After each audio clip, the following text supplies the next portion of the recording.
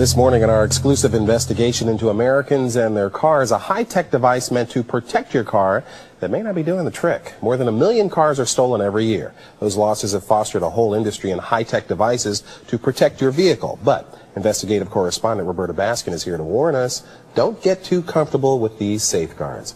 Hello, Roberta. Hi, Mark. You know, it may seem very simple and obvious, but one of the best anti-theft devices around is just locking your car. Now, one of the new ways to do that is with one of these electronic keys or keyless remotes. At the press of a button, you can get in and out of your car quickly and safely. But guess what? You may not be as safe and secure as you think.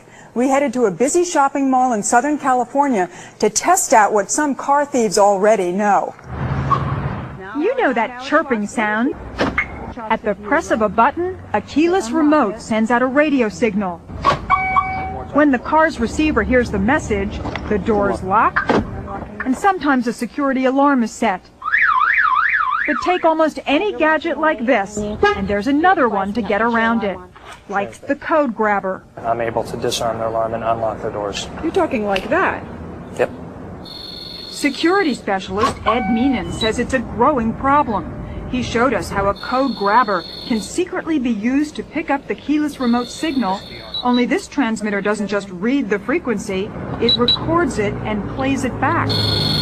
Typically what happens is a person will arm their alarm, which in fact does lock their doors, walk into a mall as we are here today, knowing for a couple hours that their car is protected. Not exactly. Now their car is defenseless to a code grabber. You saw what we just did? Yeah. What'd you think? I'm shocked. That means you could steal my stuff out of my trunk. Well, I think it's pretty dangerous. Okay, now watch this. And so easy to use. Armed with an electronic code grabber, we could steal motorist car keys right out of thin air.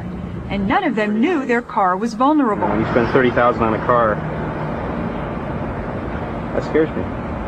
Definitely. Jason Dozel told us he paid an additional $800 for a special alarm system that couldn't be bypassed. But we did. We just grabbed it. You just grabbed it.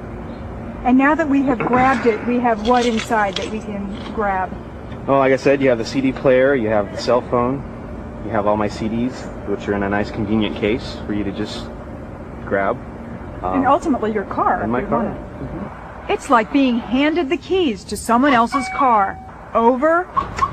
Yeah, you did. Just unlocked your car. And over. Is there anything that's safe anymore is my next question. And over again. I don't feel very secure anymore. I think I should get some kind of other protection now. And look at what we found right over the internet. This code grabber for a bargain price, about $100. No questions asked. Is there any real honest purpose for using this device? This particular device, there's no honest purpose other than to simply grab a code out of thin air and steal a vehicle or break into a car. What's going on? He just unlocked your car. We are in your car. No, I locked it again. Oh no, it's unlocked. Voila. In this case, we hit the jackpot. $20,000 worth of designer sunglasses in the trunk. Yeah. So that's why I have my alarm, and that's why I use this always. How secure do you feel now? Not very, definitely not. Yeah. But there is an old-fashioned solution, and that's the low-tech one, a plain old-fashioned car key.